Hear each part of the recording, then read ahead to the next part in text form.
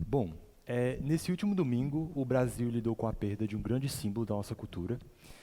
A Preta Gil, ela foi vítima de câncer coloretal, e isso levanta questionamentos de como poderia ter sido esse desfecho clínico dela no caso de um diagnóstico precoce. Em um contexto generalizado, em que você pode ter que esperar até um mês para sequer conseguir uma consulta com um patologista, que vai fazer uma análise anatomopatológica do tecido e dar uma devolutiva prognóstica, além da sobrecarga de trabalho que esses patologistas são sujeitos, a gente pensou como é que a gente pode contribuir para a obtenção de diagnósticos mais cedo e mais acessíveis. Olá, meu nome é Gabriel Valério. Eu estou aqui apresentando um estudo que foi orientado pelo Benilton sobre o reconhecimento de padrões morfológicos em câncer por redes neurais convolucionais e transfer learning. Bom, antes de tudo, vamos nos perguntar da onde vem o câncer. O processo de replicação celular é um processo biológico fundamental para a manutenção da vida do nosso organismo, e ele consiste da replicação do material genético para originar células semelhantes às originais, e existem duas classes de genes que regulam esse processo mitótico, que são os genes supressores de tumor. Esses retardam a divisão celular, enquanto os protooncogenes têm ação antagônica, eles vão estimular essa divisão e crescimento celular. Mas o que acontece quando existe quando alguma dessas classes de genes tem um de seus pedaços danificados, talvez por uma mutação? Bem, aí a gente lida com o crescimento descontrolado das células, gerando tumor que pode ser benigno ou maligno. E como que a gente pode avaliar esse tumor, né? Pegando uma amostra tecidual que é feita por intervenção cirúrgica, uma biópsia que chega no paciente, né, tira essa amostra, que segue um protocolo da extração dessa lâmina histológica, que no final engloba ela no bloco de parafina, que vai ser recortado em micrótomo, que vai recortar em fatias bem fininhas para análise microscópica. É possível digitalizar essa lâmina histológica através de scanners de alta magnificação, para que exista uma forma digital, né, de analisar essa lâmina histológica, que agora é uma imagem histológica, né? Porém, ainda assim, é preciso de um patologista para realizar esse trabalho, né, especializado.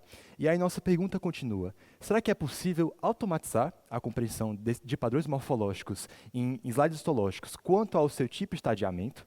E com isso a gente tem como objetivos principais desse estudo compreender o processo de aquisição dessas imagens médicas e empregá-las em redes neurais, e também obter um modelo de capacidade preditiva, que vai usar um repertório de casos clínicos passados para fazer futuras predições.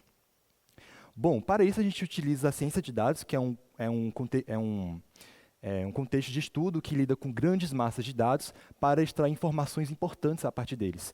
A ciência de dados é muito interdisciplinar, que a gente tem uma interseção de programação, estatística, conhecimento de campo, mas a gente especificamente utiliza a parte de aprendizado de máquina da ciência de dados para fazer esse experimento. E o que é aprendizado de máquina, né? O aprendizado de máquina consiste na criação de um modelo que consiga performar uma tarefa sem programação prévia. Existem subcategorias diferentes, mas a gente utilizou aqui o aprendizado de máquina supervisionado, que o que ele faz? A gente vai treinar o modelo dando conjuntos de observações que dado um exemplo, eu quero treinar uma rede neural que classifique imagens de cachorros e gatos. Para cada imagem de cachorro, eu vou dizer, essa imagem tem que ser uma imagem de um cachorro. Então, o objetivo do modelo vai ser identificar esse padrão nas imagens de cachorros que corresponde a essa classificação correta. Existem dois tipos de aprendizado de máquina supervisionado principais, a regressão e classificação. A gente está utilizando a classificação, que a gente está explorando tipo e estágio do câncer. E para fazer esse experimento, a gente abordou 3 conjuntos de dados diferentes, de entidades histológicas diferentes. O primeiro conjunto de dados disponível publicamente é o conjunto de câncer de pulmão e cólon, com 5 classes diferentes, sendo 2 delas de cólon, né, de câncer ou benignos de cólon, e também de pulmão. E para esse conjunto de dados, a gente explorou 3 tipos de classificação diferentes. Um com modelo que apenas faz classificação com esses três tipos de tecido de origem epitelial do pulmão, outro modelo com classificação dos 2 tipos de tecido de origem epitelial do cólon, e, por fim, um modelo que faz a distinção entre todas essas 5 classes. O segundo conjunto de dados que utilizamos é o de câncer gástrico, em que, nesse contexto, né, de câncer gástrico, é separado em 8 classes de microambientes tumorais. Aqui a gente tem tecido adiposo, detrito celular, mucosa muscular, linfóide, estromal, mucosa normal e tumoral. Para esse conjunto, a gente explorou apenas um tipo de classificação, que é a classificação nos 8 microambientes tumorais disponíveis. Por fim, temos o conjunto de carcinoma cirúrgico de alto grau, que é um câncer de ovário. Aqui a gente utiliza a sigla HGSOC, né, a versão em inglês, em que a gente tem 4 classes de 4 estágios diferentes desse desse câncer, né? E aqui a gente pode ver, antes da classificação, né, a gente vê que a quantidade de amostras disponíveis para cada classe desse conjunto apresenta uma heterogeneidade muito destacada. Aqui no terceiro estágio, vocês podem ver que tem 127 pacientes disponíveis, enquanto a primeira e segunda classe tem 13 e 16 pacientes. E por que isso acontece? Será que foi uma particularidade, né, do conjunto de dados? Não, o motivo disso é que o HG-Solc é um câncer tão agressivo e também muitas vezes assintomático que, no ponto que ele é diagnosticado, ele já se encontra no terceiro ou quarto estágio. Então a gente tem que abordar esse desbalanço de dados, que não é uma coisa fácil de ser mitigada, né? Porque é um fator biológico que culmina nesse desequilíbrio. Para esse conjunto, a gente fez apenas um tipo de classificação, com 4 estágios do carcinoma serológico de alto grau, e para a gente lidar, uma medida preventiva desse desbalanço é utilizar o método de cálculo de pesos de classe do scikit-learn, que o que esse método faz? Ele vai penalizar o nosso modelo de forma inversamente proporcional à quantidade de amostras em cada classe. Ou seja, se o modelo cometer erros nas classes minoritárias, primeiro e segundo estágio, vai penalizar bem mais esse erro no processo de aprendizado do que um erro cometido numa classe majoritária, que é a terceira, né, nesse caso. E aí, o ideal é utilizar essas imagens histológicas sem tratamento imagético prévio? Bom, a resposta é não. O que acontece é que o objetivo do modelo é a compreensão não, a associação de diferenças biológicas, morfológicas, né, nesses tecidos, e não a associação de outros fatores que são relacionados à extração dessa imagem. Por exemplo, apesar de seguir um laboratório, apesar de seguir um protocolo, um laboratório pode ter um ambiente com intensidade de luz maior do que outro, talvez uma diferença na qualidade do scanner, e a gente não quer que nosso modelo de aprendizado de máquina aprenda esses outros parâmetros irrelevantes para a biologia. A primeira medida de pré-processamento, que é esse tratamento, né, de imagem, é a normalização de Massenko, que essa normalização vai normalizar quanto à cor e luz dessas lâminas. E aqui a gente pode ver na primeira linha amostras desses conjuntos de dados de classes diferentes. E na primeira linha a gente vê que tem uma diferença de cor bem mais acentuada entre essas amostras. Enquanto na linha de baixo a gente vê um espectro de cores mais homogêneo entre elas. E a normalização de Massenko é feita a partir de, dado que uma imagem na visão de um computador é uma matriz de pixels, a normalização de Massenko, primeiro, pega cada pixel dessa imagem, pixel de intensidade I, e converte seu valor respectivo de densidade óptica. O que a densidade óptica faz é medir a intensidade de luz absorvida por esse pixel, e depois o que a normalização de Massenko faz é identificar. A gente vai utilizar uma imagem de referência para repintar todas as outras do conjunto de dados. E nessa imagem de referência, ele vai procurar os pixels azuis arroxeados, que são a hematoxilina, o corante, né, mais puros dessa imagem, e os pixels rosas mais puros dessa imagem, que são a eosina. A partir disso, a gente vai ter uma paleta representativa do que a gente quer normalizar no nosso conjunto. E o que o nosso modelo faz é pegar essa imagem de referência, separar em duas imagens novas com manchas apenas de hematoxilina e apenas com manchas de eosina, e utilizar essas duas imagens para repintura de todas as outras imagens do nosso conjunto de dados. Aí temos imagens normalizadas. Bom, outra medida de pré-processamento é o descarte de imagens, uma curadoria manual que a gente fez, especialmente no conjunto de HG-Soc, porque a gente tinha alguns slides histológicos com artefatos que impediam a boa eficiência do modelo, como aqui na primeira imagem a gente vê algumas manchas na imagem, na segunda tem pouca informação, enquanto na terceira tem um tecido danificado. E aqui na direita a gente tem uma amostra preservada, né, uma lâmina bem íntegra, com bastante informação biológica para a gente botar esse modelo para identificar. Outra etapa é a formação e filtragem de patches. O que são esses patches, né? No conjunto da HG-Soc, a gente tem lâminas histológicas, imagens histológicas inteiras, que são de dimensões muito grandes. Aqui, na verdade, são dimensões mais ou menos de 5.500 pixels de altura e largura, e a gente utilizou um supercomputador para fazer os cálculos da aprendizado de máquina, e até um supercomputador não deu conta dessas imagens inteiras. Então, a gente teve que quebrar ela em pedaços menores, que são chamados de patches, e aqui a gente fez um algoritmo que pega uma imagem inteira e corta ela em vários quadradinhos bidimensionais de dimensões especificadas pelo usuário, que são os patches, e para avaliar se esse patch convém ser salvo ou não, para cada um deles, ele é convertido para a escala de cinzas, é binarizado entre pretos e brancos, e é calculada a porcentagem de pixels brancos desse novo patch, para a gente ver se ele tem informação útil ou não para ser salvo, porque tem alguns patches ali, ó, todos brancos. Bom, outra etapa é a divisão entre conjuntos de treino e validação, e o que são esses conjuntos? Bom, se a gente pega o nosso conjunto de dados inteiro e usa ele para treinar nosso modelo preditivo, como é que a gente vai saber se esse modelo consegue performar bem em casos desconhecidos? Então, a gente faz a divisão de conjunto de treino e validação, em que o treino é são as observações do conjunto que o modelo vai ver e aprender, se reajustar com, e a validação é o setor que ele não vai observar. Ele vai depois testar a sua capacidade de generalizar, né, a função aprendida. Isso ajuda a gente a resolver um problema, né, que pode não ser detectado sem essa divisão, que é o sobreajuste, em que a gente vê um modelo que perfeitamente aprende os dados com que ele foi treinado, aqui na imagem direita, o sobreajuste, mas a gente vê que ele não fez uma função que consegue generalizar a relação entre esses pontos. Enquanto o ideal seria um modelo robusto, né, aqui com uma função aproximada, que consegue generalizar essa relação, e aqui tem o subajuste, que é um modelo que, de início, nem conseguiu aprender alguma função que relacione esses dados. Bom, e agora como é que a gente pode aplicar o aprendizado de máquina supervisionado para as observações desses conjuntos de dados? Bom, a gente utilizou aqui as redes neurais, que são uma subcategoria do aprendizado de máquina, inspirado no nosso próprio mecanismo biológico de redes neurais, que permite a nossa interação com o mundo, né? E, fundamentalmente, no funcionamento de neurônio, o neurônio ele propaga um impulso nervoso, né? E, inicialmente, ele vai receber sinais elétricos nos dendritos. Cada dendrito tem sua força sináptica referente, em que, aqui nesse corpo de soma, esses sinais elétricos recebidos são somados para que haja uma decisão do neurônio de ativar ou não ativar. Essa informação é propagada no axônio, no seu corpo, para que nos terminais exista uma informação de saída que vai se propagar para outros neurônios adjacentes.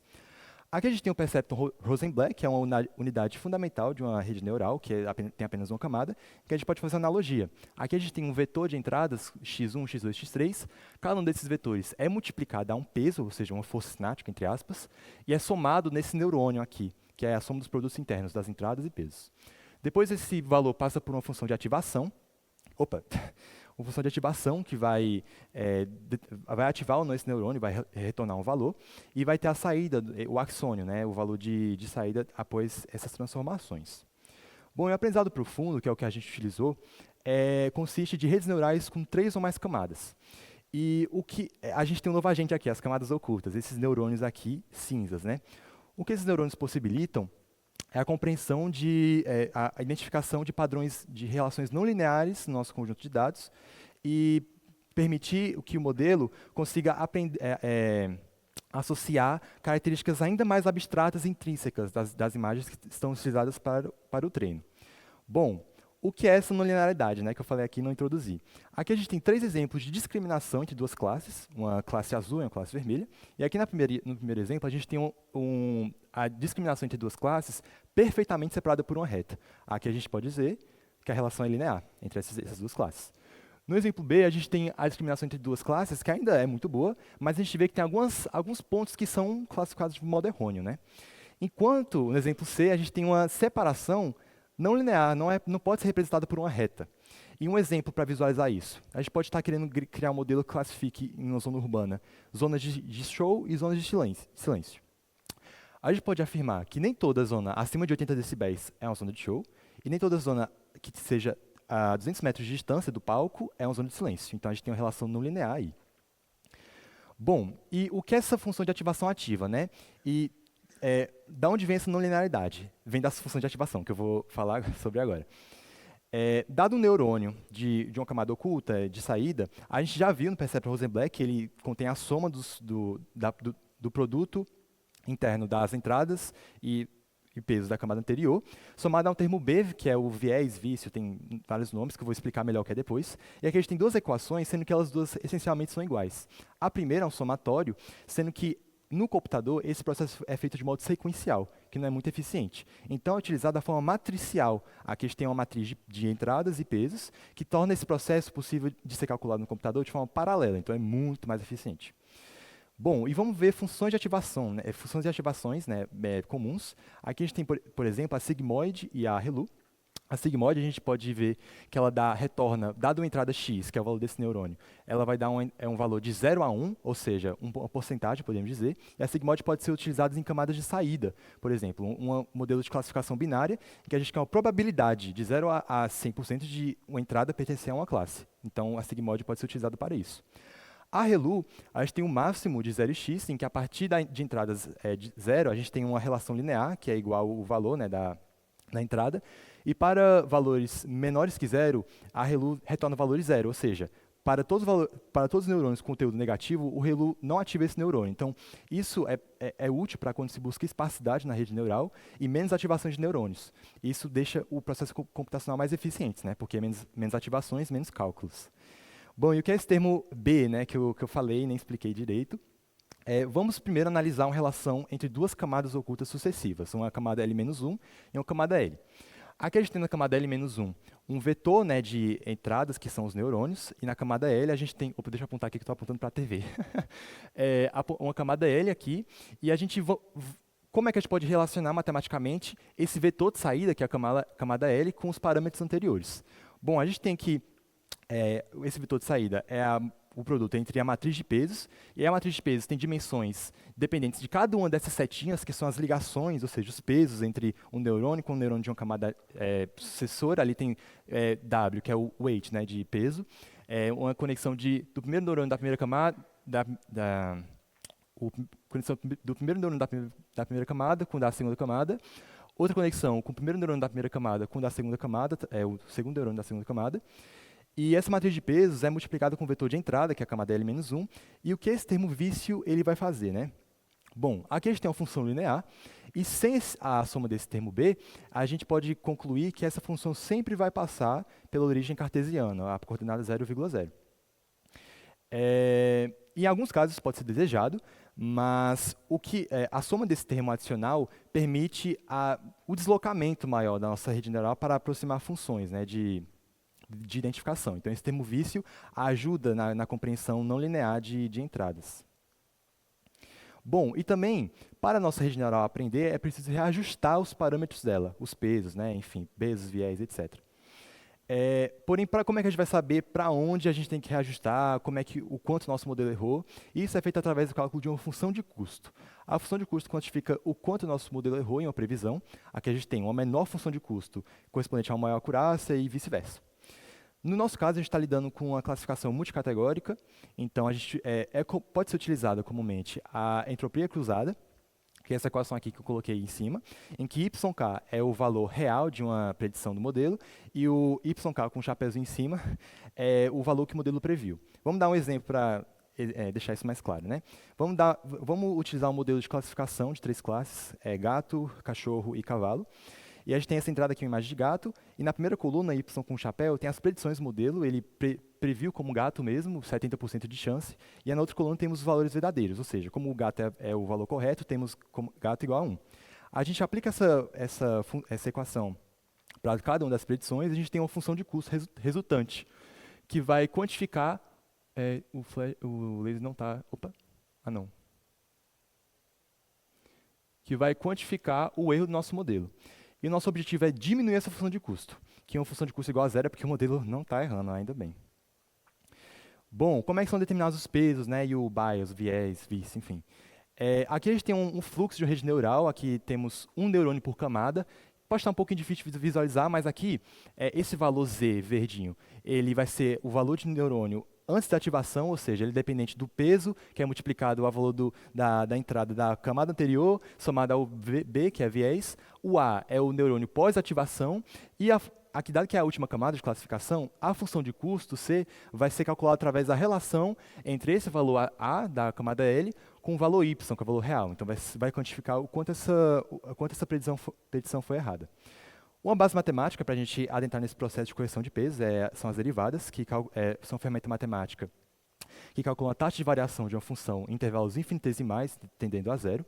Aqui embaixo a gente tem duas funções iguais, sendo que na primeira a gente tem uma função comum, em que uma entrada nos dá um ponto no gráfico, enquanto a segunda, que é a derivada dessa função para a mesma entrada, nos dá o declive da reta tangente a esse ponto no gráfico. A regra da cadeia é utilizada quando a gente está lidando com funções compostas e a gente quer analisar o quanto a variação de uma função propaga na variação de outra. Isso é totalmente o que a gente está lidando aqui, porque no fluxo de uma rede neural, essas etapas são todas interligadas uma com a outra. Então, a taxa de uma variação vai propagar na taxa de variação da outra e assim adiante. E nosso objetivo, para reduzir o custo, é calcular a relação dessa função de custo com os pesos da rede neural, que só tem um peso. E essa variação ela vai ser dependente em várias variações sucessivas. Aqui a gente tem a variação de Z em respeito ao peso, a variação de A em respeito a Z, e vai aí nessa sequência, nessa cascata, né, de relações de funções. E aí a gente consegue calcular para que sentido a gente vai diminuir essa função de custo e calcular os pesos, né? Aqui a gente também tem uma coisa parecida para o cálculo do termo B, o viés, que também é reajustado. E como são determinados os pesos, né? Bom, o gradiente, essa gráfica aqui tridimensional, é uma ferramenta matemática que permite que a gente ache o ponto mínimo de uma função, um ponto crítico. Aqui a gente está usando o gradiente evanescente, que é um gradiente que busca achar um mínimo dessa função, em que nesse plano aqui, a altura corresponde à função de custo, ou seja, nas alturas aqui máximas a gente tem um erro que está errando muito, enquanto o nosso modelo ideal é um modelo que chega nesse ponto aqui bem mínimo do gráfico. E, bom, o gradiente é calculado a partir do cálculo da variação dessa função de custo em respeito a todos os pesos da rede neural. Aqui a gente tem esse gradiente de variação, né, multiplicado ao termo alfa. Opa, eu fico errando o botão do flash, do laser. Esse termo alfa, ele vai controlar os passos de cada novo cálculo desse gradiente, para que não hajam mudanças de magnitude muito bruscas, e o modelo vai lentamente convergindo em um ponto mínimo. Aqui embaixo temos uma representação, né? Aqui os pesos. O novo peso é atualizado através do peso original menos essa mudança, né, da função de custo em relação ao peso. Bom, e para a nossa proposta, a gente precisa de uma rede neural especializada em imagens. Nesse caso, a gente utiliza redes neurais convolucionais, que, para a visão de computador, elas vão extrair características de imagens. Aqui a gente tem o exemplo de a convolução de imagem, em duas imagens pós-convolução, né? E na primeira, a gente passa um filtro, vou explicar depois o que são esses filtros, em que ele extrai contornos horizontais e o outro está em contornos verticais. E com a rede neural convolucional, com várias camadas, esses filtros vão se especializando cada vez mais em abstrair, no início, eles podem abstrair coisas simples, como aqui, contornos, texturas, e à medida que vai se aprofundando, podem abstrair formas, objetos, e vão ficando cada vez mais especializados. Bom, dado também que a imagem, né, colorida, RGB, é separada em 3 canais, a convolução ela vai denotar a sobreposição dessas duas funções, em que a gente tem um kernel. Um kernel é uma matriz, geralmente 3x3, 5x5, com valores que vão ser reajustados na retropropagação. E esse kernel vai deslizar pela imagem original, em cada um dos canais, calculando o produto escalar da sobreposição dessa imagem original com cada um dos valores do kernel. E aí, após calcular esse produto escalar, existe a soma desse resultado, de cada um dos valores, né, após o produto, e a criação de mapa característico, que vai ser o mapa que nem aquela imagem, que tem características acentuadas. Bom, como é a arquitetura de rede neural convolucional, né? Aqui temos camadas convolucionais de convolução, então elas vão pegar uma imagem ou mais imagens de uma camada anterior e performar essa convolução com uma quantidade N de filtros, gerando vários mapas característicos resultantes. Temos as camadas de pooling, o que o pooling faz é reduzir a dimensionalidade de imagens, e o que ele faz é deslizar outro kernel, sendo que esse kernel não vai fazer produto escalar, não é uma convolução. Esse kernel, para cada etapa, vai criar uma nova imagem com um pixel. Cada pixel dessa imagem é o maior valor de cada passo desse kernel, ou seja, a gente está criando uma nova imagem apenas com os maiores valores, que essencialmente são os valores mais importantes. Tem outros tipos de pooling, mas enfim, pode deixar para o final perguntas, etc. Aqui no final, após essa extração de features, aqui, características da imagem, temos as camadas de classificação completamente conectadas, que remetem àquela rede neural básica que a gente estava estudando, né? Em que a gente vai pegar esses dados tridimensionais de imagens, tridimensionais porque tem canais, então não é só bidimensional de imagem, tem camadas, filtros, e a gente vai achatar a dimensão para que se torne unidimensional e assim continue nas camadas de uma rede neural comum, como neurônios, enfim, associações que a gente já tinha visto antes, até a classificação, né?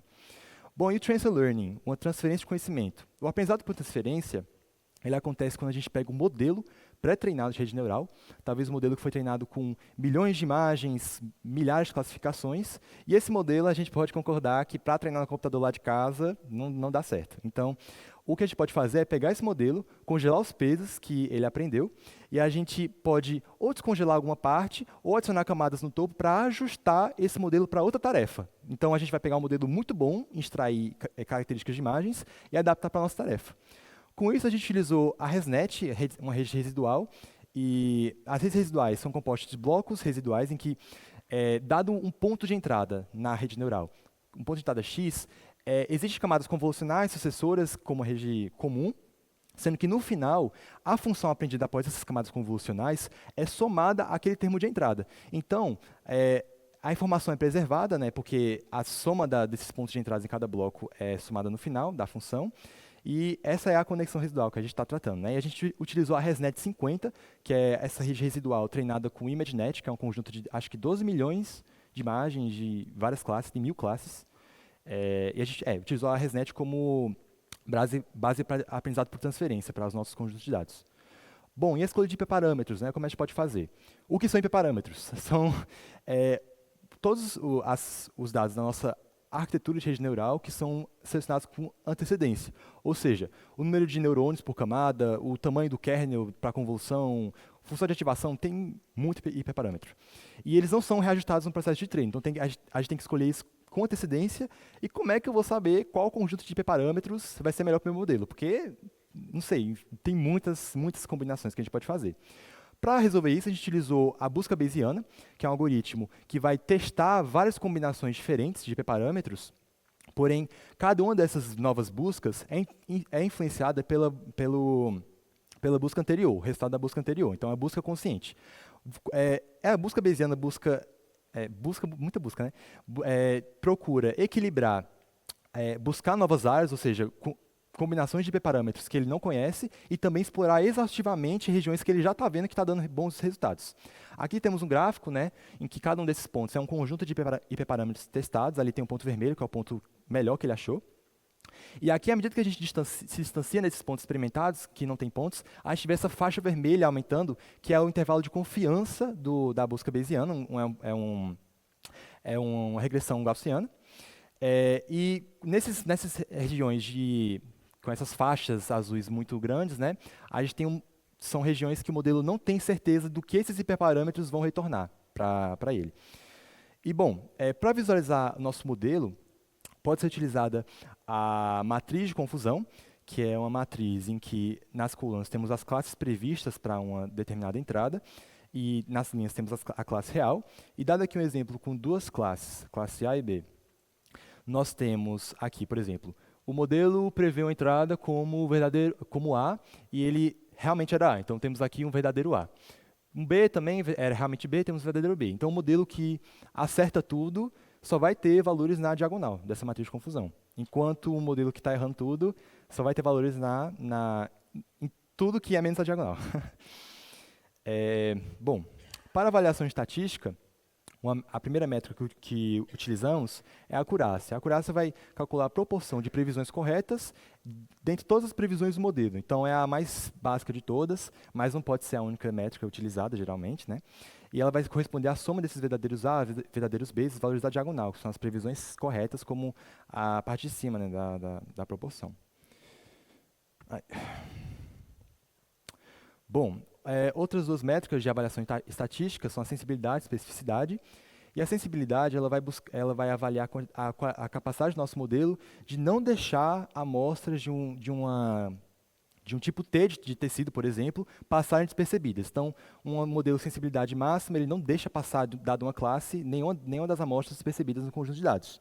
Enquanto a especificidade ela vai calcular a capacidade do nosso modelo de não classificar à toa uma entrada como determinada classe, quando não se trata dessa classe em questão. Bom, a área sobre a curva é outra métrica que depende da curva ROC, que é uma curva que avalia a capacidade do modelo em diferentes limiares. Porém, não vou explicar isso agora, porque não é muito relevante, mas podem perguntar depois se quiserem. Porém, o que a área sobre a curva calcula é a capacidade do nosso modelo de diferenciar dois conjuntos de amostras. Geralmente, a área sobre a curva ela é mais fácil de ser entendida em casos binários, com duas classes, mas no caso de multiclasse que a gente está avaliando, é como se em uma mão eu tenho amostras de um tipo X de tecido, em outra mão a gente tem as amostras de todas as outras classes do modelo. Então, uma área sobre a curva de 100%, um quadrado, né, 1, significa que o nosso modelo perfeitamente consegue diferenciar essas amostras na minha mão esquerda para vocês, né, da tipo X, diferenciar perfeitamente ela de todas as outras. Enquanto a área sobre a curva de 0,5, né, bem a metade, significa que nosso modelo não está usando nenhum parâmetro morfológico da imagem para fazer esse discernimento, né, entre os dois. Ou talvez é uma imagem tão ruim que o modelo não chegou nessa conclusão, né, que diferenças morfológicas são as relevantes para a classificação. Bom, outras duas métricas são a precisão e o score F1. A precisão ela vai calcular a proporção das previsões, dado um tipo, de novo, tipo X de tecido. Todas as vezes que o modelo diz que era esse tipo X, quantas vezes realmente era tipo X? Então, a precisão calcula essa proporção. O score F1 vai calcular a média harmônica da precisão e sensibilidade, ou seja, ele vai calcular de forma proporcional a capacidade do nosso modelo de não deixar amostras de um tipo X passarem despercebidas, como também a capacidade do nosso modelo de não classificar amostras como tipo X à toa, quando não se tratam delas. Bom, para ajuste do nosso modelo, utilizamos o supercomputador da Unicamp, o Coaraci, que disponibiliza várias GPUs, CPUs, muito poder computacional para a gente utilizar, e utilizamos a biblioteca Python. Não, biblioteca não, linguagem de programação Python, me desculpa. A biblioteca a gente utilizou Keras, principalmente para a arquitetura das redes, TensorFlow para compatibilidade com a GPU, né, do supercomputador, enfim, tem várias outras bibliotecas, a gente pode conversar sobre depois. Bom, agora os resultados, né? Para o primeiro conjunto de LC 25.000, que é do pulmão e cólon, para quem já esqueceu, a gente, para o primeiro caso de classificação de 3 classes, as de pulmão, a gente tem que, com a busca bayesiana, o nosso modelo achou essas duas arquiteturas diferentes. Uma a gente fez com CNN simples, ou seja, essa aqui de branco foi a melhor arquitetura que ele achou, enquanto a de azul é a arquitetura que ele achou para o ResNet, ou seja, com as camadas que a gente adicionou no topo do ResNet. E esse diagrama aí de cinza é CNN simples e azul é ResNet vai seguir para todos os outros slides de resultados, só para avisar. Bom, temos aqui a matriz de confusão para as previsões do LC 25.000 nessas 3 classes. E a gente tem, nessa primeira imagem, o CNN simples, que é a cinza, e a segunda, a ResNet 50. E a gente vê que a ResNet 50 performou muito bem nesse conjunto de dados, com a acurácia de 99% e quase todos os valores centrados na diagonal, enquanto a CNN simples pecou um pouquinho em diferenciar amostras do adenocarcinoma de pulmão e o carcinoma de células escamosas do pulmão. Ali a gente vê ali que elas se confundiam um pouquinho nessas duas aqui, na previsão dessas duas. E a CNN simples atingiu uma acurácia de 79%, né? Bom, agora para a classificação de duas classes dos columns, a gente tem a primeira aqui, a em branco, não vou mais explicar, é o mesmo padrão para todo slide. Aqui temos as matrizes de confusão, com resultados bem semelhantes, os dois muito bons. A CNN simples atingiu uma acurácia de 95% de diferenciar essas duas classes, enquanto a ResNet 50 atingiu uma acurácia de 100%. Aqui a gente vê que todos os valores estão na diagonal das previsões da ResNet 50. Agora para a classificação de 5 classes, aí já começa a dificultar um pouquinho. Um modelo só para diferenciar 5 classes, aí já é barra pesada. Aqui na primeira, temos performances bem parecidas, sendo que ainda na CNN simples a gente vê um pouquinho de confusão no adenocarcinoma de pulmão e no carcinoma de células escamosas do pulmão.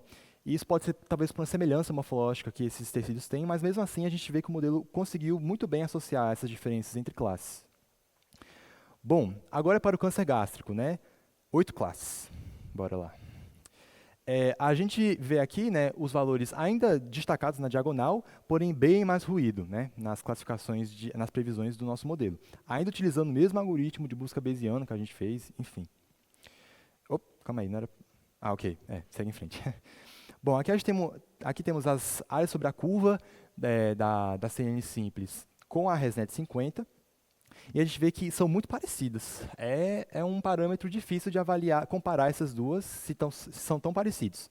A acurácia também, muito parecida, CNN simples 63% e ResNet 50 65%, mas uma métrica que demonstrou uma diferença entre essas duas arquiteturas achadas são a sensibilidade. Aqui a gente pegou apenas as top 3 sensibilidades de 8 microambientes tumorais, né, do câncer gástrico. E aqui na CNN Simples, a gente vê que o nosso modelo é bem melhor em não deixar passar despercebidas as classes de tecido linfóide, estromal e tumoral. E a RESNET 50 é bem melhor em não deixar passar despercebidas, de novo, tecido linfóide, mas agora adiposo e muscular. Então a gente vê a diferença nessas duas aí, apesar de ter desempenho geral, global, né, muito parecido. Bom, carcinoma cirúrgico de alto grau, classificação de 4 classes. Temos aqui as arquiteturas que ele achou. E, bom, aqui já tem uns resultados assustadores. Estou brincando. Aqui, na CNN Simples, a gente vê que a matriz de confusão está bem confusa. Aqui, o modelo está bem perdido na classificação dele, enquanto na segunda a gente vê quase todas as previsões dele na terceira classe. Mas a gente não pode se deixar enganar por essa matriz de confusão. Ela pode já induzir ao erro da avaliação desse modelo. Por quê? Lembra que esse conjunto de HGSOC, ele tinha um grande desbalanço de dados? Então, se a gente dividir em conjunto de treino e conjunto de validação, a maioria das amostras no conjunto de validação vão ser do terceiro estágio. Então, se a maioria são do terceiro estágio, as predições vão ser a maioria do terceiro estágio. Então, a gente tem que utilizar outras métricas para avaliar a performance do HGSOC. A área sobre a curva, bem mais diferente. Aqui a CNN Simples, ela se aproxima bem mais de 0,5, enquanto a área sobre a curva entre a RESNET 50 demonstra maior capacidade de distinção no nosso modelo entre classes diferentes. A acurácia da CNN Simples é uma acurácia de 40%, insatisfatória, né? Não satisfatória, enquanto a RESNET 50 tem a acurácia de 72%. Mas, de novo, isso ainda não é um número ideal para se utilizar, porque como a maior quantidade de amostras é da terceira classe, ele pode ter, talvez, aprendido a chutar que as amostras são da terceira classe, porque como são majoritárias, é mais chance dele acertar. Então, pode não ter compreendido o padrão morfológico. Bom, e aqui a gente utilizou outra métrica, e aí vocês podem perceber que no outro slide eu usei sensibilidade, aqui eu estou usando precisão, sendo que isso se dá porque a gente utilizou as métricas que mais evidenciam a diferença entre essas duas arquiteturas. E aqui a gente vê que a precisão da CNN Simples, nos 4 estágios do HGSOC, é bem mais baixa na primeira. Todas as vezes, assim, a proporção, né, das vezes que ele diz que uma amostra é do estágio 1, comparada a quantas vezes realmente era, a gente tem uma precisão de 0,19%. E, no geral, valores bem baixos, o maior valor aqui na terceira classe. Enquanto a RESNET 50 mostrou que na precisão ela é bem melhor em não classificar à toa, né? Então, das vezes que ela classificou como uma amostra pertencendo a primeiro estágio, segundo estágio, a gente tem proporções mais altas das vezes que realmente pertencia a essa classe. E aí já não leva muito em consideração o desbalanço, porque está comparando cada classe isolada, e não o conjunto de validação inteiro. Bom, conclusões, a gente tem que, voltando para os nossos objetivos, né? Deixa eu beber água. Calma aí.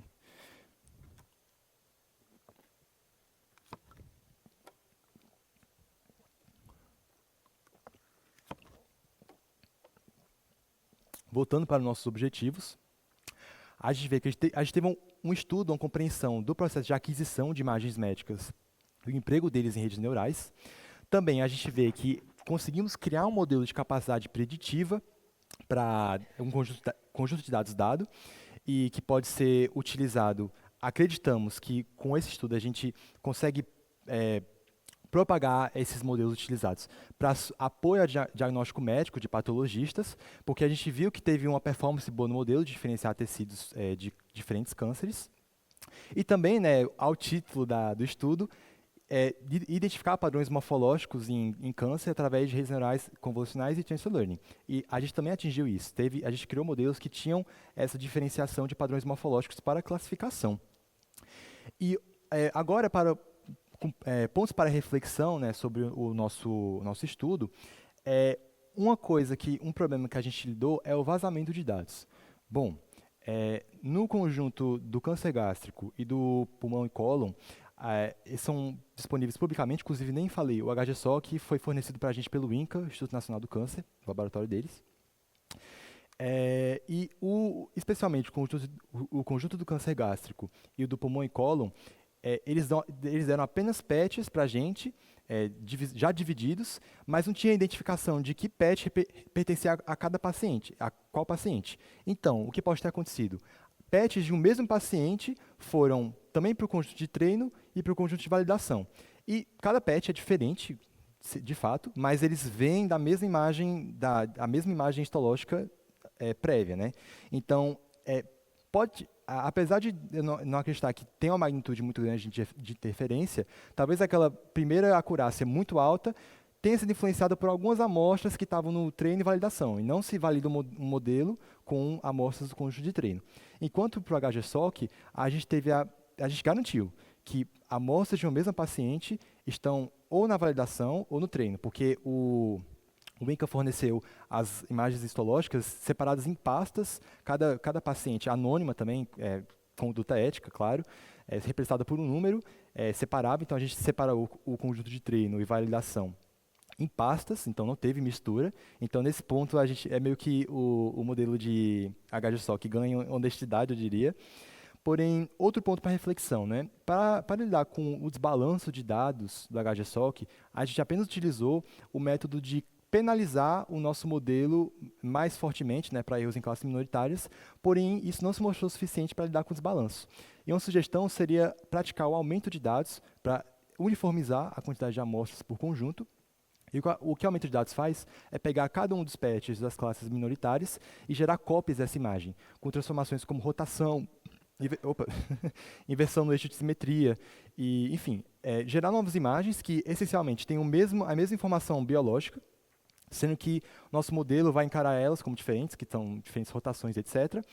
E, assim, apesar de eu estar falando num contexto de aumento de dados para desbalanço de classes, em muitos modelos, mesmo sem desbalanço, é bem-vindo o aumento de dados, porque se a gente quer treinar um modelo que classifique imagens de animais, câncer, a gente quer que nosso modelo saiba que uma imagem, uma lâmina histológica, antes de processar, saiba que ela é do tipo T, se ela foi tirada na vertical, na horizontal, em qualquer direção. Então, o modelo tem que entender, apesar dessas diferenças, né, que não são características biológicas. Então, o aumento de dados ainda é muito bem-vindo para vários casos de redes neurais convolucionais. Bom, calma aí, deixa eu lembrar. Outra sugestão que a gente sugere como estudo futuro, e aqui eu espero continuar também testar isso, né, é a utilização do GradCam, que são algoritmos que quantificam o gradiente da nossa rede neural convolucional e nas imagens de saída ele aponta quais foram as regiões dessa imagem que determinaram a decisão dele. Ou seja, para um patologista aí que está meio desconfiado de aceitar só o que o modelo classifica, ele pelo menos pode direcionar em que parte da lâmina ele pode observar melhor para fazer essa classificação. Então, o GradCam é uma sugestão muito boa de uso futuro. Bom, pontos para reflexão. Calma aí. Eu acho que eu estou esquecendo um, gente. Olha, vocês me perdoam se assim, acho que eu vou lembrar durante as perguntas. Eu vou ver se eu falo depois. Mas ainda tem, acho que um que eu queria falar sobre. Enfim, esses são os principais, né? Também outro parâmetro de levar em consideração é que o HGSOC biologicamente um tipo de câncer caracterizado por alta heterogeneidade tumoral, então fica mais difícil fazer essa diferenciação entre amostras desse tipo, e talvez, além de redes neurais convolucionais, possam se utilizar outros modelos de aprendizado de máquina mais sofisticados, como os transformadores de visão, né, que os transformadores têm muito a ver com toda essa onda que está acontecendo de modelos de linguagem, enfim, é uma sugestão futura de uso. Bom, obrigado, essa foi a minha apresentação. Antes de acabar, eu queria agradecer muito ao meu orientador, Ben Newton. Foi fundamental, é um orientador que teve muita paciência comigo, me ensinou muitas coisas mesmo, tenho anotadas. Eu sou muito grato por todo o tempo que o senhor dedicou a esse estudo. Também quero agradecer ao Principia, totalmente mudaram o meu ensino médio, uma das maiores oportunidades que foram dadas para mim na vida. Senão eu começo a chorar se começar a falar muito. Mas todo mundo do Principia, eu não vou falar os nomes porque eu tenho medo de começar a falar nome e esquecer alguma pessoa muito importante, mas todos do Principia, vocês sabem que eu sou muito grato por vocês. Família, mãe, pai, madrasta, minha irmã, todo mundo lá em casa está acompanhando. Obrigado, família, amigos. Tenho vários amigos aqui que estão acompanhando, né, minha apresentação. Clara, Liz, Sofia, Caroline, todo mundo da minha turma, Maiane, Gabriel Ribeiro. Obrigado, gente. Desculpa, estou enrolando aqui.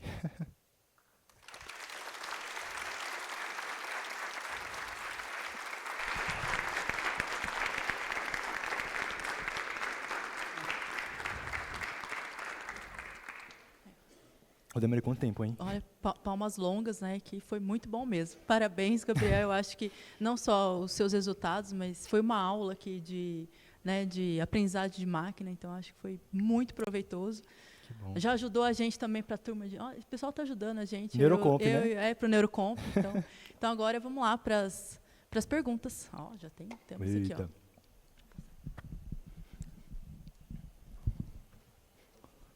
Tá. Primeiro, parabenizar o Gabriel, tá top, viu? Olha aí, ele tava tão nervoso ontem, mas deu tudo certo, arrasou. Era a gente ensaiando lá, meu Deus. Mas deu certo, eu acho. Eu tenho algumas perguntas, né? Que eu não fiz só uma, mas... primeiro, lá na parte das funções de ativação, você mostrou duas, né? Sim.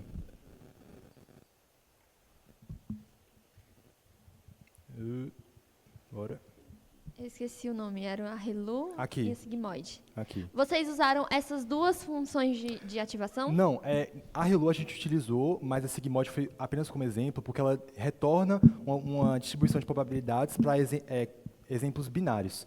A que a gente utilizou na camada de saída foi a Softmax, que é como se fosse é bem parecido com a Sigmoid, sendo que ela dá, são várias classes, não é um neurônio binário que vai ser de 0 a 100%, a Softmax dá uma distribuição de probabilidades, que também são de 0 a 1, em forma de vetor, e todos os valores têm que somar a 1, ou seja, todas as previsões, no final, eles têm que somar a 1, 100%. Então a gente utilizou a Softmax, que é bem parecida com a Sigmoid, e utilizamos a Relu. Inclusive, lembrei do ponto de consideração que eu ia falar. Obrigado, Maiane. A gente sugere, né, que sejam feitas no futuro buscas de hiperparâmetros mais extensas, com mais variações. A gente não variou função de ativação, poderia variar, uma coisa muito interessante. Mas é isso, muito obrigado, você me lembrou. Pois é, aí outra coisa relacionada com os hiperparâmetros que tu falou aí, ali naquele gráfico que tu mostrou tinha 5 hiperparâmetros, né? 5 pontinhos, assim. Sim. Vocês só estudaram com esses 5 hiperparâmetros ou vocês estudaram com outros e escolheu botar só esses 5 no slide? Não, na verdade, esse aqui é um gráfico de busca bayesiana normal da internet, e não são que cada um desses pontos são hiperparâmetros diferentes. Assim, um ponto é hiperparâmetro de função de ativação, o outro é de número de neurônios, enfim.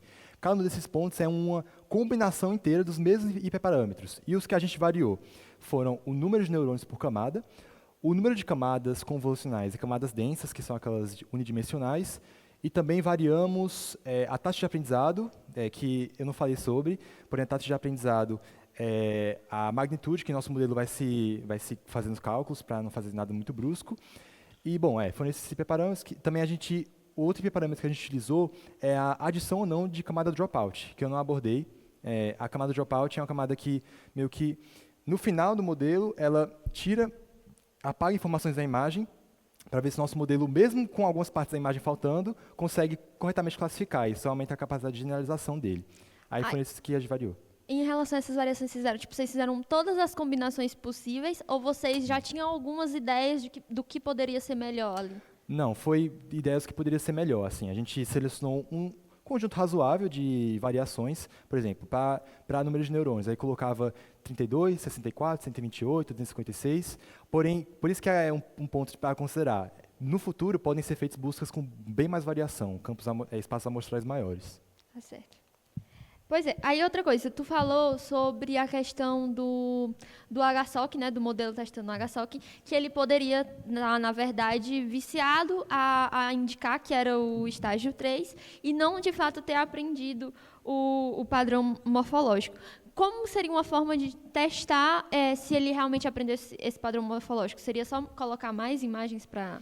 Assim, tem técnicas, por exemplo, tem o oversampling e o undersampling, que o undersampling você vai pegar a classe majoritária e tirar amostras delas para que a quantidade fique igual à classe minoritária, mas isso pode resultar em perda de informação, então tem que aplicar os algoritmos avançados, que são, por exemplo,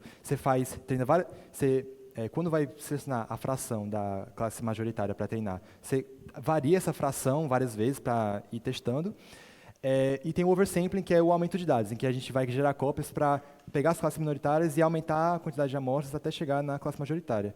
Mas não sei se eu respondi a sua pergunta. Tem como repetir? Para testar se o modelo está realmente aprendendo o padrão morfológico. Sim. Aquelas métricas que a gente abordou são métricas que, analisadas em conjunto, podem quantificar muito bem a capacidade do modelo de treinar. E, por exemplo, pegando o mesmo conjunto de dados e dividindo em validação e treino, ainda pode ser melhorado essa quantificação da qualidade do modelo se você misturar conjunto de dados do mesmo tipo de câncer de laboratórios diferentes, que a gente não fez isso, testar esse modelo ainda nessa mesma linha, né? Pegar amostras desse tipo de câncer, que ele não tem nada a ver com o modelo de origem, então aí sim tem como ver ainda melhor a capacidade de generalização dele, porque ainda pode ele ter se enviesado, né, com alguns parâmetros não biológicos da conjunto de dados que ele foi originado, né? E a última pergunta é porque, assim, por exemplo, você fez o modelo e treinou ele com as imagens de HSOC, ou então você pegou o modelo e treinou ele com as imagens de colo e pulmão. Mas esse modelo de vocês, ele seria capaz de identificar, por exemplo, outros tipos de câncer? Tipo, um modelo que você bota qualquer tecido ali e ele consegue identificar que aquele tecido tem câncer ou não, independente do tipo de tecido que eu estou falando. Assim, eu vejo, aqui na minha cabeça, eu vejo duas possibilidades. Uma é treinar com supervisionado. Se você diz câncer ou não, né? Você pode pegar um conjunto de dados enorme de todos os tipos de câncer que você pode imaginar. Acho que, sei lá, se puder pegar 1 milhão de imagens, você pega, que aí tem essa variedade para classificar entre câncer ou não. E também tem um outro tipo de aprendizado de máquina, que eu coloquei ali, mas não falei por questão de tempo, que é o não supervisionado. Que aí não sei se encaixaria muito bem, mas o não supervisionado é um aprendizado em que você dá entradas, observações, sem dizer ao modelo que saída ela deve corresponder. Ou seja, está dando esses dados para o modelo para ele mesmo encontrar um padrão, talvez separar em grupos. E poderia funcionar, né, se um modelo não supervisionado consiga separar câncer, não câncer. Tá certo, obrigada. Primeiramente, eu queria parabenizar o Gabriel pela apresentação incrível. E a minha pergunta é sobre os blocos residuais e a ResNet. Sim. Eu queria saber por que você escolheu usar a ResNet e também se esses blocos residuais, eles não seriam descartáveis, assim? Sim, tá. A ResNet, ela é um tipo de rede que tem muitos resultados bem comprovados na bibliografia. Existem outras arquiteturas, outros modelos, né, para Transfer Learning muito utilizados, como o VGG16, AlexNet, MobileNet. A gente utilizou a ResNet como parâmetro utilizou ela porque ela é uma das que dava melhores resultados, porém a ResNet, como a questão desse bloco residual, né, seria dispensável.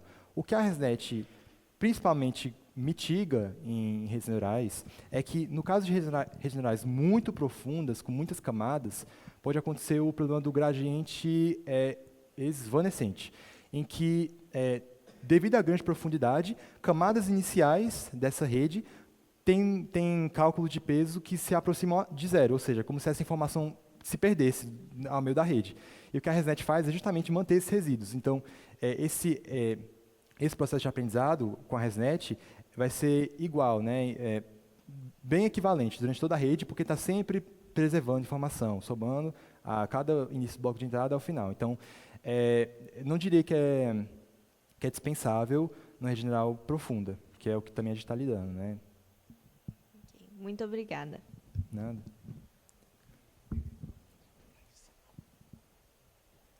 Oi, tudo bem? Primeiramente, parabéns.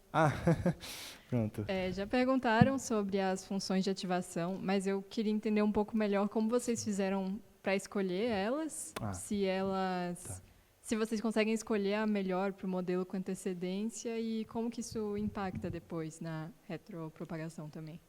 Tá. Voltando para a busca bayesiana, a função de ativação é também um hiperparâmetro que pode ser variado, então a gente pode fazer um algoritmo que faça essa busca por conta própria, mas ainda assim tem meio que macro características que a gente meio que dá para filtrar antes de escolher a função de ativação. Porque, por exemplo, uma função de ativação softmax ou sigmod, aquela que eu falei que retorna a probabilidade. A gente não vai usar ela no meio de uma camada oculta, porque ela vai dar um retorno de probabilidade. A gente usa ela na camada de saída. Então, esse filtro a gente já faz antes da arquitetura. E, por exemplo, se a gente quer buscar eficiência computacional, a gente já usa a ReLU, que tem menos ativações. Se a gente tem tem outra função, que é a tangente hiperbólica, que ela retorna também valores de -1 até 1. E isso, se a gente vê que nosso modelo está resultando em muitos neurônios com valores negativos, a tangente hiperbólica permite que o modelo pegue esses valores negativos e também não saia eliminando eles, porque ela também retorna valores negativos. Mas qual foi a segunda parte da pergunta? Como isso afeta a retropropagação depois? Sim, ok. Como a retropropagação ela é influenciada pelo cálculo de várias funções, uma teia de funções que variam entre si, eu acredito que, dada uma função de ativação diferente, vai diferenciar a taxa de variação de uma derivada ali, dependendo da função de ativação que ela tem, e possivelmente resulta em diferenças no tempo de execução do modelo, a quantidade de cálculos computacionais que vai fazer. Então, acho que na retropropagação são esses resultados mais computacionais que geram essas outras funções de ativação. Respondi? Respondeu. Obrigada. Obrigado.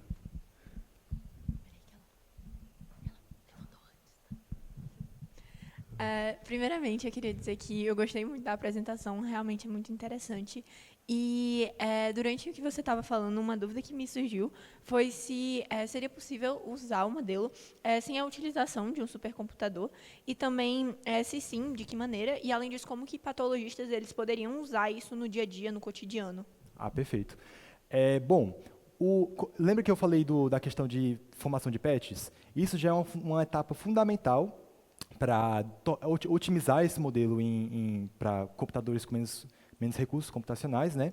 Porém, se você vai rodar localmente na sua máquina, enfim, num computador que não tenha um GPU para isso, um processador de redes neurais, né, que agora estão surgindo, vai demorar muito tempo para você aprender a treinar esse modelo. Então, nessa condição, é ideal que você monte uma arquitetura com menos camadas, menos neurônios, e outros parâmetros que a gente pode até conversar, né, sobre como podem ser reduzidos, mas também tem opções em casa que você pode aproveitar de supercomputadores. O Google ele tem o Google Colab, que é como se fosse um supercomputador na nuvem, que você utiliza o servidor lá da Google para para treinar esses modelos. É muito, assim, é gratuito. Você pode usar no navegador mesmo, pegar aí seu celular, você vai treinar uma rede neural, olha só.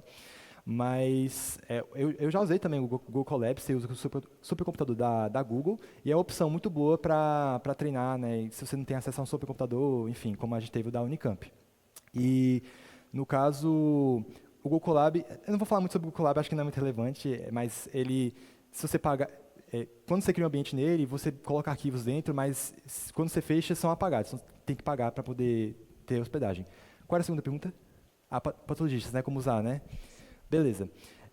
Vamos supor um hospital, a gente implementou em um scanner, isso aí já é invenção minha, já estou supondo aí como é que funcionaria. A gente tem um scanner de alta magnificação no hospital, eles pegam a lâmina histológica, inclusive tem vários processos, fixação, enfim, pega esse tecido, né, e englobando parafina, faz os cortes. E aí, no hospital, pode ter acoplado a esse scanner um sistema no computador que analisa essa imagem que foi tirada naquele momento e dá uma classificação sobre o patologista especifica de que campo de tecido é esse, ou seja, ele está pegando tecido de adenocarcinoma de cólon, então ele vai selecionar o modelo lá no computador que é de classificações de cólon. E também, como eu tinha dado essa sugestão, o GradCam, a gente pode colocar nessa ferramenta do patologista essa criação de mapas de calor, né, que indicam na imagem quais são os lugares principais que culminaram na classificação, para que esse patologista também consiga já ir direto ao ponto, porque sem isso Estou mudando de slides? Não. Sem isso, pode ser que o patologista demore mais tempo para ir lá, examinar a imagem, ver cada canto da imagem. Então, o GradCam, que a gente sugeriu como implementação futura, já deixa isso bem mais rápido e diminui a carga, né, de trabalho. Entendi, muito obrigada. Nada. Deixa eu só rapidinho pegar carona na pergunta da Júlia. É isso que você falou do do supercomputador é para treinar o modelo, certo? Depois que o modelo está treinado e pronto, É de boa. e você vai dar como um produto para o pessoal usar num laboratório de exames, qualquer computador roda. Certo? Exatamente, essa é a grande vantagem. O problema é treinar. Quando você treina para utilizar, é bem mais simples. Gostaria de saber quais são os tipos de polling. De quê? Polling. Desculpa. Purim, você mencionou durante a As apresentação. bibliotecas. Então, a gente utilizou Python, né, para fazer esse treino. As bibliotecas principais que a gente utilizou é o Keras, que é uma biblioteca especializada em aprendizado profundo, em que a gente utilizou o Keras para fazer a arquitetura da rede neural. É bem intuitivo no código. Você coloca lá, adicionar a camada, coloca parâmetros dessa camada, você compila esse modelo, você treina esse modelo com conjunto de dados dado. O TensorFlow, o Keras faz parte do TensorFlow agora. O TensorFlow é uma biblioteca que a gente utilizou para utilizar o poder da GPU nesses cálculos, porque sem isso vai rodar na CPU e não é muito eficiente, nada eficiente, eu diria. Mas também utilizamos o Scikit-learn, que é uma biblioteca de aprendizado de máquina que não é especializada em redes neurais, porém tem, enfim, para essas métricas que a gente colocou no final, a gente utilizou muito Scikit-learn, que ele tem essas métricas bem automatizadas para a gente quantificar nossos dados. E, bom, tem várias outras bibliotecas. Tem bibliotecas de processamento de imagem, a gente utilizou o OpenCV, que o OpenCV fez aquela conversão em escala de cinzas, binarização de imagem. Deixa eu ver. Avaliação estatística, utilizou Seaborn também. Matplotlib para fazer gráfico, muito importante, aquela matriz de confusão. Matplotlib é uma biblioteca especializada em estatística, em visualização estatística, fazer gráficos, histogramas, tudo. Mas principalmente isso. Você falando aí, mencionou, me gerou uma dúvida agora, porque eu achei muito interessante, parabenizar você também pelo trabalho, muito legal. Eu acho que talvez com o passar do tempo e desenvolvimento disso, se você continuar trabalhando no desenvolvimento, dá uma base muito boa futuramente.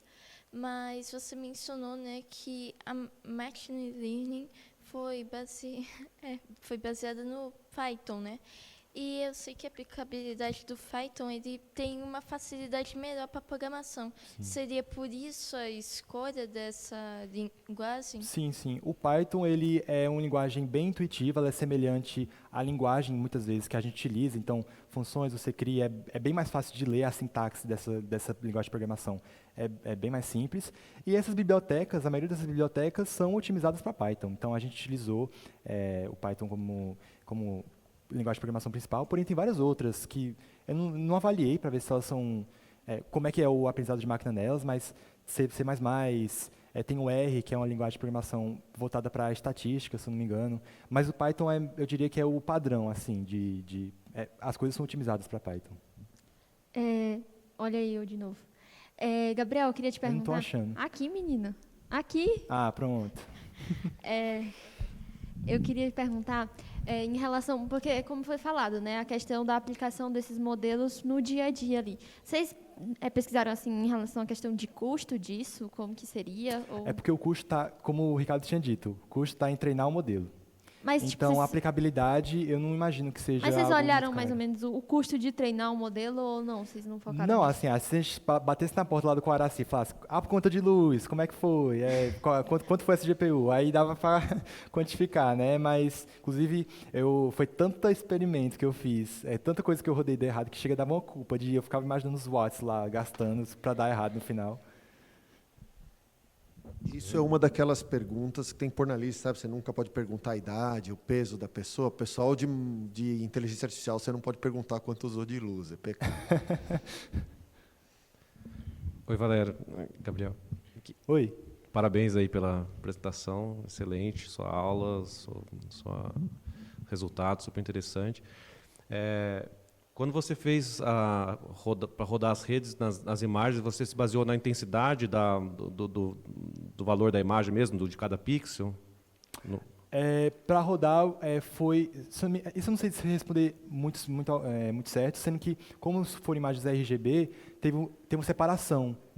Lembrei. Separou em 3 canais, né, vermelho, verde e azul, e foi a intensidade de cada pixel mesmo. A densidade, quantidade de pixels, intensidade de cada um dos pixels de cada um dos canais. Vocês pensaram em fazer algo com frequência ao invés da intensidade? Fazer uma... Não. Como é que funcionaria a frequência? Por exemplo, você vai naquela imagem que você tem a moça e aí você aplicou uma convolução e ela... Sim. Provavelmente você removeu componentes de baixa frequência, né? Você saiu do espaço da imagem, fez uma transformada de Fourier, né? Você vai ter uma matriz no espaço das frequências, e eu acredito que ali você removeu frequências de baixa frequência, que você ficou com contornos, né? Que são características aí de regiões de borda, que são características de alta frequência. Se isso também não poderia ser interessante para diferenciar padrões de celulares, por exemplo, células de câncer que têm uma heterogeneidade aí muito alta de células que possam ser diferentes, talvez em termos de frequência, a oscilação de frequência delas sejam características mais de alta frequência do que células mais homogêneas ou de baixa densidade, que poderia ser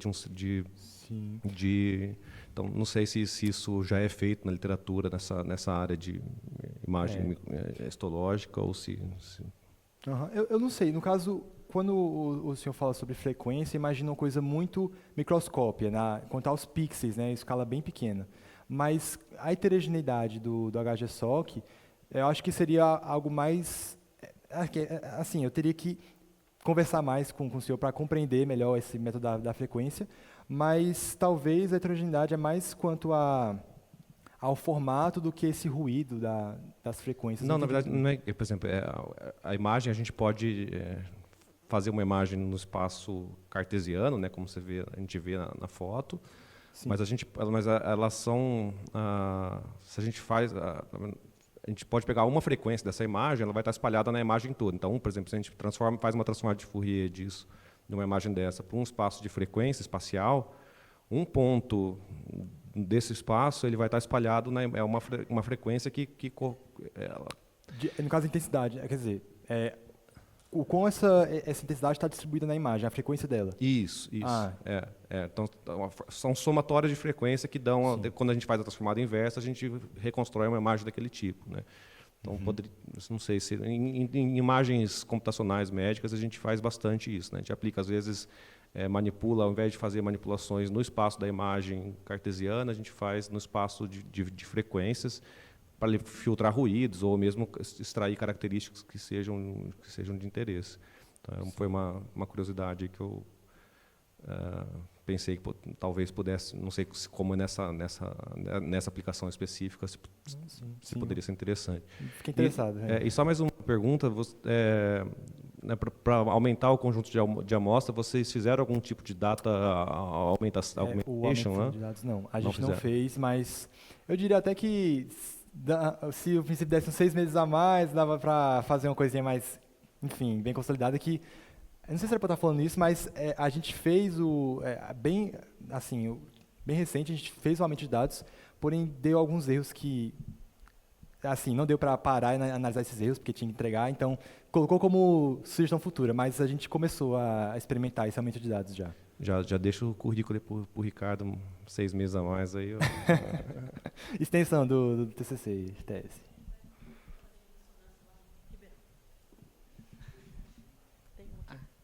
Eu queria primeiramente parabenizar.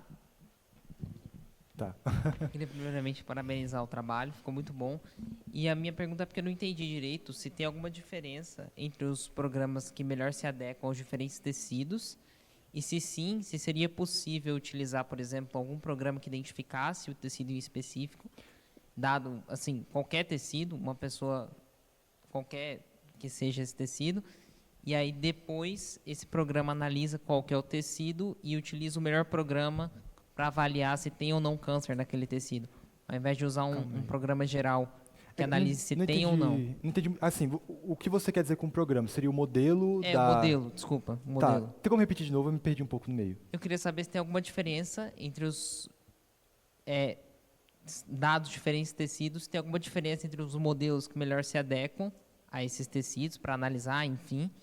E se sim, se seria possível utilizar algum programa para analisar qual é o tecido que está sendo enviado à imagem, e aí depois utilizar o melhor programa, que melhor se adequa a esse tecido, para poder analisar se tem câncer ou não de uma maneira geral, não só naqueles que você falou, do Column?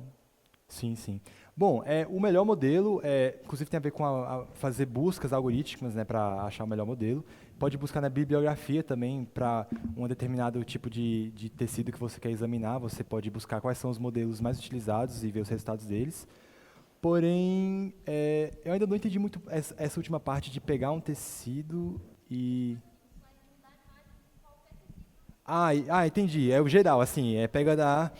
então tem que fazer um modelo aí que com todas as classificações existentes de tecido. Então, vai ser... eu falei sobre o ImageNet, que é um modelo treinado com 1000 classes, então eu imagino que seria algo do tipo. Tem que fazer um modelo com muito dado, muito gasto de energia e muitas classes, para ele conseguir ter essa compreensão. Porque o modelo ele não vai classificar como tipo de tecido se ele não for instruído em algum momento para classificar como ele. Então, tem que ter essa lista grande de classificações. Treinar com isso. Espero ter respondido a pergunta.